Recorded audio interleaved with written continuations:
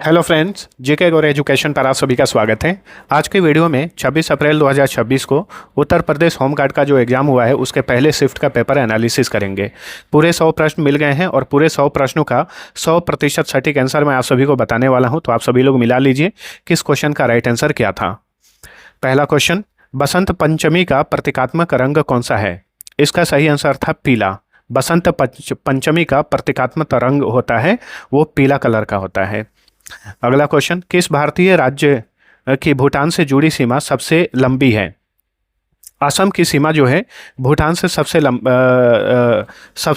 लंबी सीमा शेयर करता है असम भूटान से, याद रखिए। भारत के संविधान 1950 का कौन सा अनुच्छेद राज्य को काम की न्याय संगत और मानवोचित दशाओं का तथा प्रसूति सहायता का उपबंध करने का निर्देश देता है? अनुच्छेद 42 है। ठीक है, अनुच्छेद 42 है।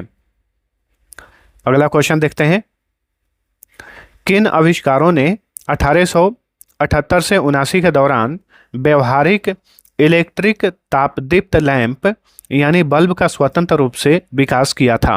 कौन से आविष्कार ने? तो थॉमस एडिसन और जोसेफ स्वान के आविष्कार ने बल्ब का स्वतंत्र रूप से विकास किया। निम्नलिखित में से किस शहर में अंतर्राष्ट्रीय नागरिक उड्डयन संगठन का मुख्यालय स्थित है? मॉन्ट्रियल में है। कनाडा के मॉन्ट्रियल में स्थित है अंतर्राष्ट्रीय नागरिक उड्डयन संगठन का मुख्यालय। 2011 की जनगणना के अनुसार जनसंख्या की वृद्धि के मामले में देश में उत्तर प्रदेश का कौन सा स्थान है? तीसरा स्थान है। ठीक है, जनसंख्या वृद्धि के मामले में उत्तर प्रदेश का तीसरा स्थान है। निम्नलिखित में से किस जंतु को टुकड़ों में काटा जा सकता है और प्रत्येक टुकड़ा एक पूर्ण जीव में विकसित हो सकता है? तो ये है प्लेनेरिया। ये एक ऐसा जीव है जिसे कई टुकड़ों में काट दीजिए और फिर इसका प्रत्येक टुकड़ा एक संपूर्ण जीव बन जाता है।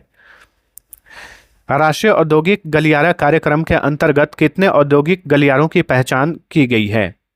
कुल 11 औद्योगिक गलियारों की पहचान की गई है। दोस्तों, आप में से जितने भी लोग 26 अप्रैल को सेकेंड शिफ्ट में पेपर देकर आए हैं, पेपर का फोटो निकालकर आप हमें टेलीग्राम पे भेज सकते हैं। टेलीग्राम का लिंक डिस्क्रिप्शन में दे दिया हूं। और 27 अप्रैल वाले भी आप लोग जल्दी से जल्दी पेपर शेयर करिएगा, तो मैं तेज़ी से सॉल्यूशन जो भी सही आंसर है आपके सामने लेकर आ जाऊंगा। तो पेपर आप लोग जरूर शेयर करिए हमारे इस टेलीग्राम पर, या फिर टेलीग्राम का लिंक डिस्क्रिप्शन में भी मिल जाएगा।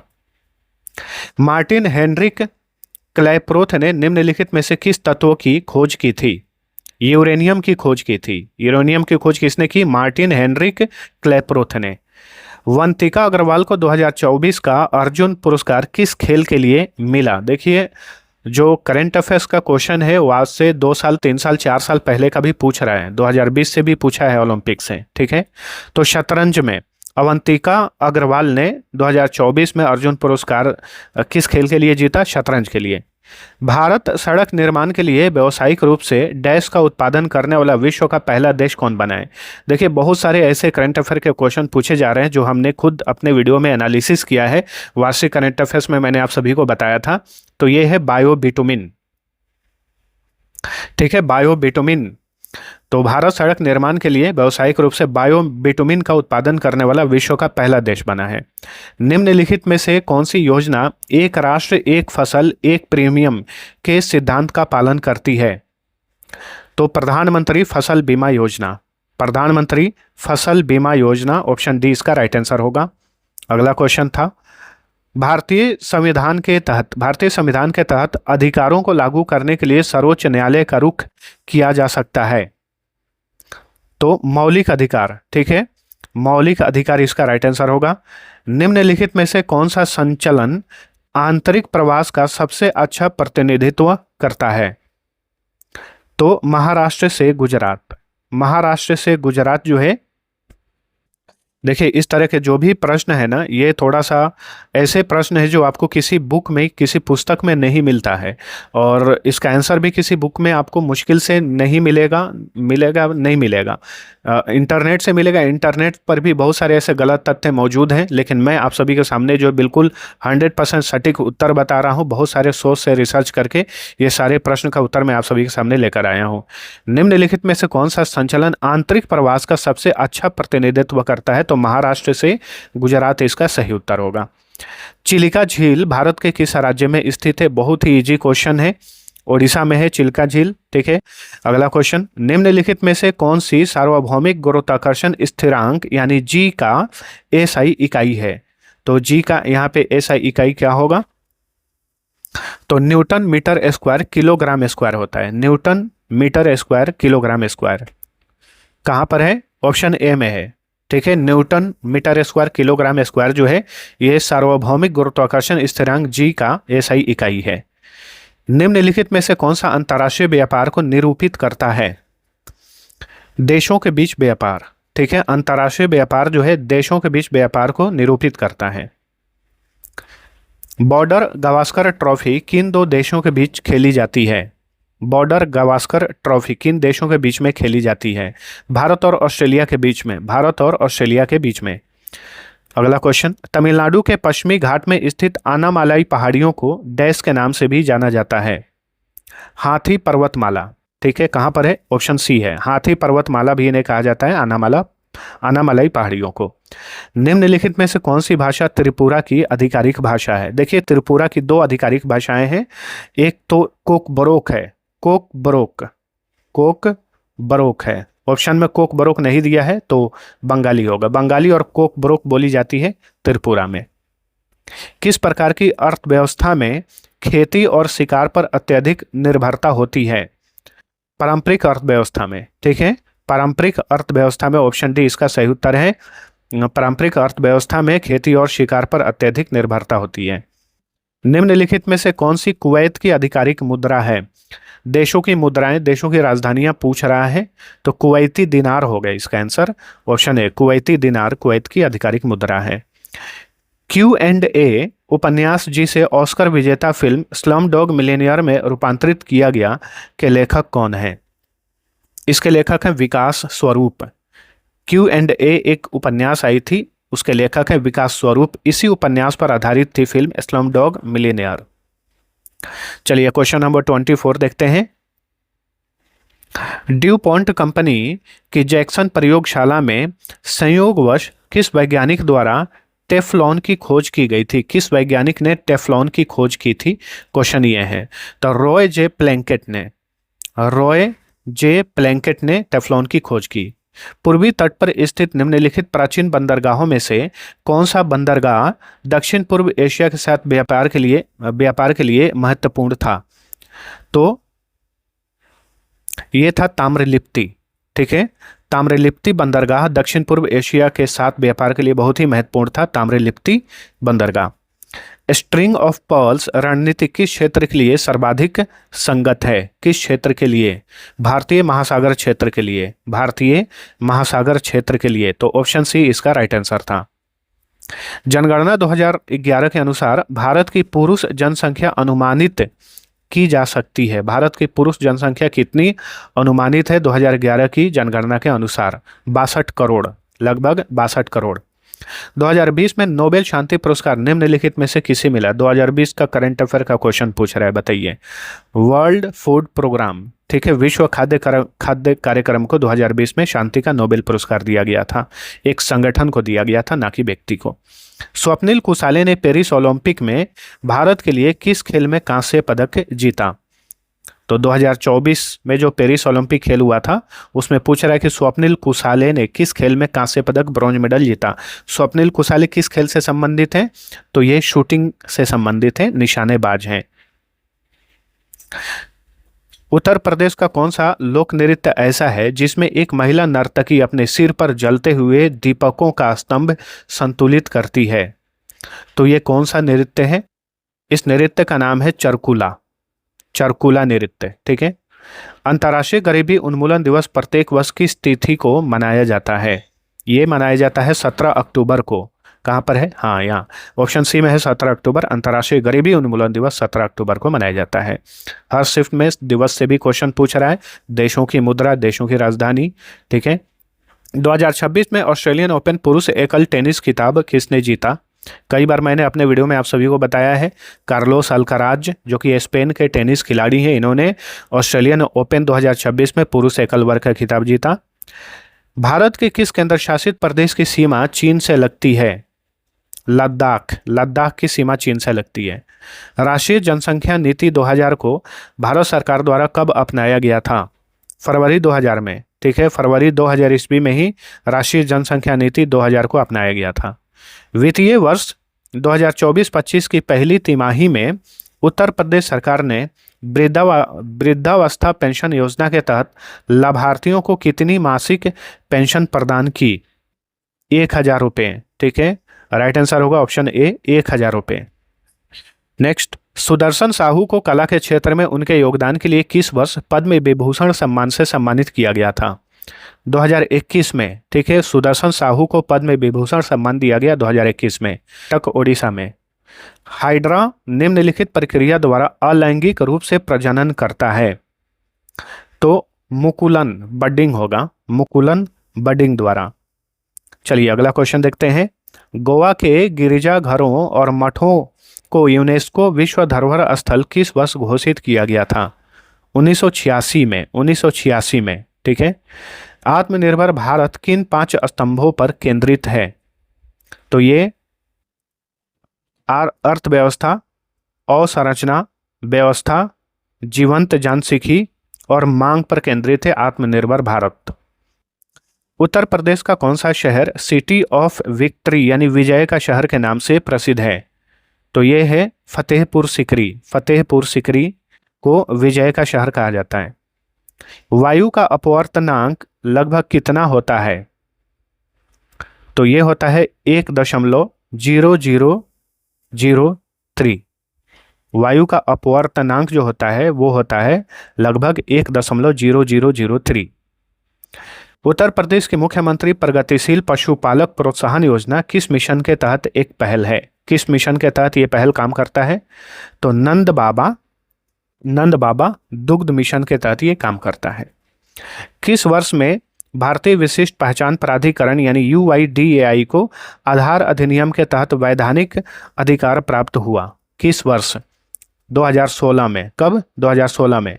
भारतीय संविधान के अनुसार राज्यसभा के अध्यक्ष यानी सभापति और उपसभापति को या अध्यक्ष या उपाध्यक्ष को किस अनुसूची में शामिल किया गया है? किस अनुसूची में इन्हें शामिल किया गया है? दूसरी अनुसूची में। दूसरी अनुसूची। निम्नलिखित में से कौन सा शहर जमैका की राजधानी है? जमैका की राजधानी कौन सी है बताइए? किंगस्टन। जमैका की राजधानी है किंगस्टन। उत्तर प्रदेश कृषि नीति 2013 का प्राथमिक केंद्र बिंदु क्या है?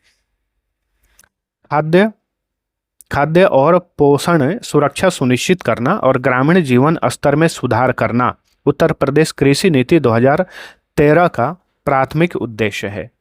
चलिए अगला क्वेश्चन। चार मीनार किस भारतीय शहर में है? बहुत ही हलवा क्वेश्चन था ये। हैदराबाद, तेलंगाना की राजधानी हैदराबाद में है।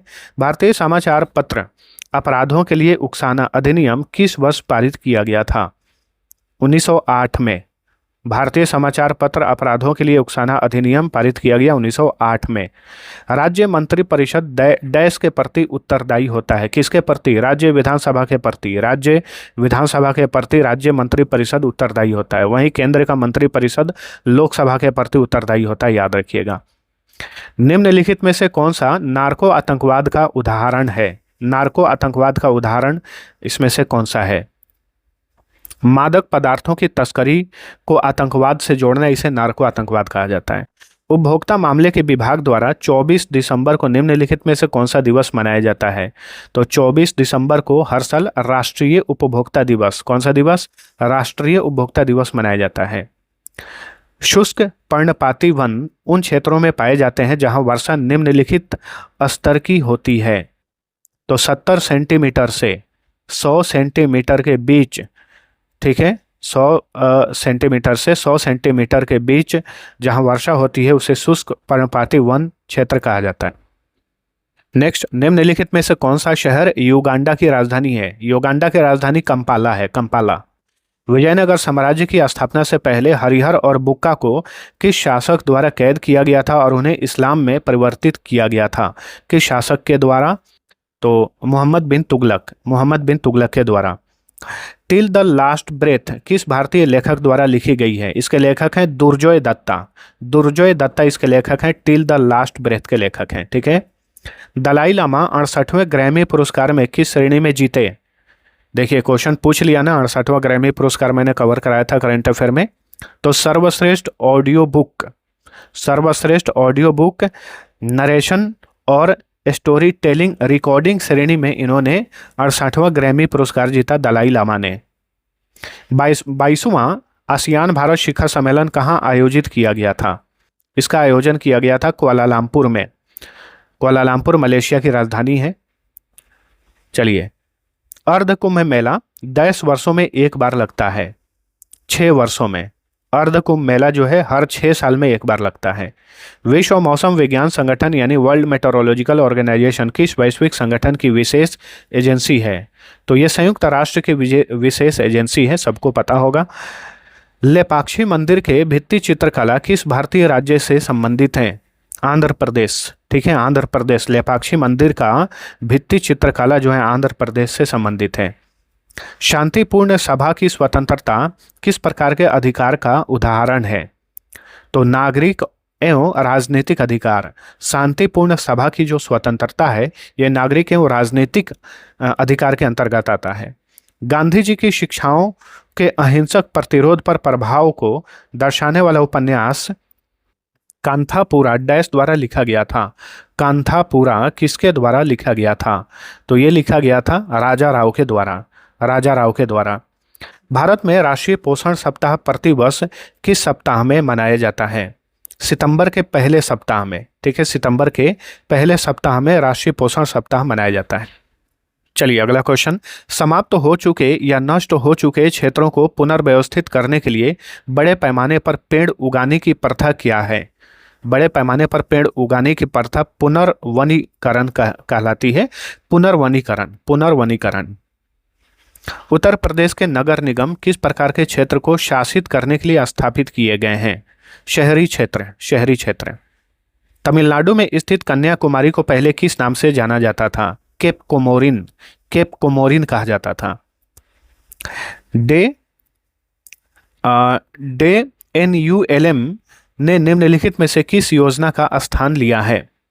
तो ये स्वर्ण जयंती शहरी रोजगार योजना, स्वर्ण जयंती शहरी ये नहीं होगा, ऑप्शन ए स्वर्ण जयंती शहरी रोजगार योजना का स्थान लिया है NULM ने। मानवाधिकारों की सार्वभौम घोषणा राष्ट्रों के लिए क्या भूमिका निभाती है? तो ये नैतिक मार्गदर्शक, नैतिक मार्गदर्शक होगा इसका राइट आंसर। अच्छा, यहाँ पे NULM का फुल फॉर्म भी बता देता हूँ। दीनदयाल अंत्योदय योजना, नेशनल अर्बन लाइवलीहुड मिशन इसका फुल फॉर्म होता है। ठीक है, चलिए अगला क्वेश्चन देखते हैं। अंतर्राष्ट्रीय बैंक दिवस प्रत्येक वर्ष किस तिथि को मनाया जाता है? 4 दिसंबर को। हर साल 4 दिसंबर को अंतर्राष्ट्रीय बैंक दिवस मनाया जाता है। 2021 में विश्वविद्यालय शिखर सम्मेलन का आयोजन किस विश्वविद्यालय ने किया था? इसका आयोजन किया था OP जिंदल ग्लोबल विश्वविद्यालय ने। सोशल मीडिया संचार की मुख्य विशेषता क्या है? तो यह इंटरनेट आधारित प्लेटफॉर्मों के माध्यम से कंटेंट साझा करने और बनाने का काम करता है। सोशल मीडिया संचार का ये विशेषता है। निम्नलिखित में से कौन सी भाषा सिक्किम की एक आधिकारिक भाषा है? बताइए, सिक्किम की आधिकारिक भाषा कौन सी है? नेपाली है, नेपाली। निम्नलिखित में से कौन सी बहामास की आधिकारिक मुद्रा है? बहामास की आधिकारिक मुद्रा है बहामियन डॉलर, बहामियन डॉलर। यहाँ पे करेंसी का नाम है डॉलर। भारत किस वर्ष WTO यानी वर्ल्ड ट्रेड ऑर्गेनाइजेशन में शामिल हुआ? अच्छा, एक WTO वर्ल्ड टूरिज्म ऑर्गेनाइजेशन भी हुआ है। ठीक है, लेकिन ज़्यादातर केस में हम वर्ल्ड ट्रेड ऑर्गेनाइजेशन के बारे में ही पढ़ते हैं। तो भारत जो है वर्ल्ड ट्रेड ऑर्गेनाइजेशन में शामिल हुआ 1995 में। किस अनुच्छेद में 14 वर्ष की आयु तक की निःशुल्क शिक्षा शामिल है? अनुच्छेद 21 का ए, अनुच्छेद 21 का ए। चलिए अगला क्वेश्चन देखते हैं। नारी शक्ति पुरस्कार प्रतिवर्ष भारत सरकार के किस मंत्रालय द्वारा प्रदान किया जाता है? महिला और बाल विकास मंत्रालय के द्वारा, महिला और बाल विकास मंत्रालय। निम्नलिखित में से किस आविष्कार को सिंथेसाइजर बनाने के लिए जाना जाता है? इसका राइट आंसर है डॉक्टर रॉबर्ट आर्थर मूग। ठीक है, चलिए अगला क्वेश्चन। उत्तर प्रदेश के किस जिले में अवध महोत्सव मनाया जाता है? अवध महोत्सव लखनऊ में मनाया जाता है, लखनऊ में। निम्नलिखित में से कौन सा संगठन महिला और बाल विकास मंत्रालय के अधीन नहीं है? तो देखिए ICAR ये इसके अधीन नहीं है, बाकी NCPCR, कारा, ICDS ये सभी इसके अधीन है, ICAR इसके अधीन नहीं है। अब यहाँ पे सभी का फुल फॉर्म भी जान लीजिए। NCPCR का फुल फॉर्म होता है national commission for protection of child rights, जो कि महिला और बाल विकास मंत्रालय के अधीन है। ICAR ये एक रिसर्च वाला है संस्था, Indian council of agriculture research, तो कहीं से भी ये इससे रिलेटेड नहीं है। ICAR आंसर है। कारा का भी फुल फॉर्म जान लीजिए। कारा का फुल फॉर्म होता है central adoption resource authority. ICDS का फुल फॉर्म होता है integrated child development services. Rihand बांध किस नदी पर बनाया गया है? रिहंद बांध रिहंद नदी पर है। अगर रिहंद के जगह पे रेणुका नाम लिख देता तो कंफ्यूजन आ जाता है, लेकिन यहाँ पे रिहंदी नाम लिखा है, तो देखिए रिहंद नदी को रेणुका नदी भी कहा जाता है, याद रखिए। उत्तर प्रदेश पुलिस में SHO का पूर्ण रूप क्या है? Station house officer, station house officer कहा जाता है SHO को। निम्नलिखित में से कौन सा सोशल मीडिया प्लेटफॉर्म नहीं है? तो इंडिड नहीं है, बाकी व्हाट्सएप, रेडिट, टेलीग्राम ये सारे सोशल मीडिया प्लेटफॉर्म हैं। इंडिड इसमें नहीं है। देखिए दोस्तों, टेलीग्राम के लिए, मैसेज के लिए मैंने एक बनाया है टेलीग्राम। आप हमें डायरेक्ट मैसेज कर सकते हैं। कोई एग्ज़ाम देने जा रहे हैं, एग्ज़ाम का जो क्वेश्चन होता है, पेपर होता है, आप हमें वहाँ पर शेयर कर सकते हैं, ताकि मैं आप सभी के साथ एनालिसिस कर सकूँ और पढ़कर जो है उसी अनुसार आप सभी को वीडियो भी प्रोवाइड कराऊँ। तो टेलीग्राम पे आप मैसेज ज़रूर करिएगा। आज सेकेंड शिफ्ट वाला एग्जाम का पेपर, कल वाला भी एग्जाम का पेपर आप हमें टेलीग्राम पर भेज सकते हैं। इस क्वेश्चन का राइट आंसर इंडीड होगा। चलिए 84 नंबर क्वेश्चन है, श्रीलंका का कौन सा पतन भारत और श्रीलंका के बीच व्यापार के लिए मुख्य समुद्री केंद्र के रूप में कार्य करता है? कोलंबो। ठीक है, यह है कोलंबो, जो कि श्रीलंका की कमर्शियल कैपिटल है। 10 दिसंबर 2025 तक NSIL ने उद्योग जगत के साथ कितने प्रौद्योगिकी हस्तांतरण समझौतों पर हस्ताक्षर किए हैं? देखिए NSIL जो है ये भारत की एक प्राइवेट अंतरिक्ष एजेंसी है। NSIL new space India limited इसका फुल फॉर्म होता है, हेडक्वार्टर बेंगलुरु में है। ठीक है, तो क्वेश्चन पूछ रहा है 10 दिसंबर 2025 तक न्यू स्पेस इंडिया लिमिटेड ने उद्योग जगत के साथ कितने प्रौद्योगिकी हस्तांतरण समझौतों पर हस्ताक्षर किए? तो इसका राइट आंसर हो जाएगा 72। 72 कहाँ पर है? 72 ऑप्शन डी। निम्नलिखित में से कौन सा कृषि में एकल कृषि यानी मोनोकल्चर का सबसे अच्छा वर्णन करता है? तो एक विशिष्ट क्षेत्र में एक ही फसल उगाना, इसे एकल कृषि मोनोकल्चर कहा जाता है। चांदीपुर बीच किस प्राकृतिक घटना के लिए जाना जाता है? तो ये गायब होता समुद्र। ठीक है, यहाँ पे समुद्र गायब हो रहा है, इस तरीके से जाना जाता है चांदीपुर बीच कहाँ पर है? ओडिशा में है। अक्सर यहाँ से मिसाइल वगैरह का परीक्षण किया जाता है। इंस्टाग्राम पर किस प्रकार की पोस्ट में कई फोटो या वीडियो हो सकते हैं जिन्हें उपयोगकर्ता एक ही पोस्ट में स्वाइप करके देख सकते हैं? कैरोसेल पोस्ट इसे कहा जाता है, कैरोसेल पोस्ट। देखिए आजकल जो है हर आदमी सोशल मीडिया इस्तेमाल कर रहा है, इंस्टाग्राम, व्हाट्सएप, फेसबुक, यूट्यूब। ठीक है, तो जाहिर सी बात है आप जिस चीज़ में ज़्यादा मग्न होते हैं ना, वहाँ से क्वेश्चन पूछ लेता है कॉम्पिटिटिव एग्जाम्स में। तो आप केवल इंस्टाग्राम चलाइए मत, वहाँ की चीज़ों को भी समझिए, आपकी परीक्षा में वहाँ से भी क्वेश्चन आजकल डाल दे रहा है। ठीक है, यूट्यूब आप बहुत देखते हैं, यूट्यूब पर पढ़ते भी हैं। क्वेश्चन पूछ लिया था, कल क्वेश्चन पूछा था कि यूट्यूब पर पहला वीडियो कौन सा था, पहला वीडियो किसने शेयर किया था और वो उसका नाम क्या था? तो मी एट द जू था। ठीक है, और उसको पोस्ट किए थे जावेद उनका नाम था, जावेद करीम। कौन सा मिशन टिकाऊ शहरों के लिए शहरी नियोजन, बुनियादी ढांचे के विकास और नागरिक भागीदारी को एकीकृत करता है? तो ये है स्मार्ट सिटीज मिशन। भारतीय संविधान का कौन सा अनुच्छेद सर्वोच्च न्यायालय के मूल क्षेत्राधिकार से संबंधित है? तो यह है अनुच्छेद 131, अनुच्छेद 131, 131। विजयनगर सेना द्वारा उपयोग किए जाने वाले उच्च गुणवत्ता वाले युद्ध घोड़ों को मुख्य रूप से किस क्षेत्र से आयात किया जाता था? इन्हें अरेबिया यानी अरब देशों से आयात किया जाता था। निम्नलिखित में से कौन सा संगठन मुख्य रूप से व्यापार संगठन नहीं है लेकिन वित्तीय स्थिरता के माध्यम से व्यापार को समर्थन देता है? तो ये है इंटरनेशनल मॉनेटरी फंड। व्यापार संगठन तो नहीं है लेकिन वित्तीय स्थिरता के माध्यम से ये ऋण उपलब्ध कराता है। ठीक है।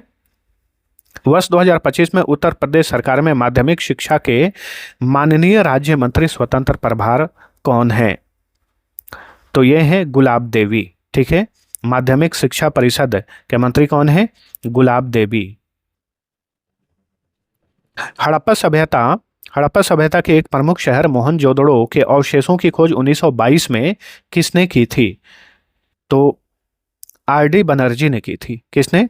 आर.डी. बनर्जी ने। स्वराज मेरा जन्मसिद्ध अधिकार है और मैं इसे लेकर रहूंगा, ये नारा किसने दिया था? बाल गंगाधर तिलक ने दिया था। कौन सा मॉडल प्रथम पंचवर्षीय योजना का आधार था?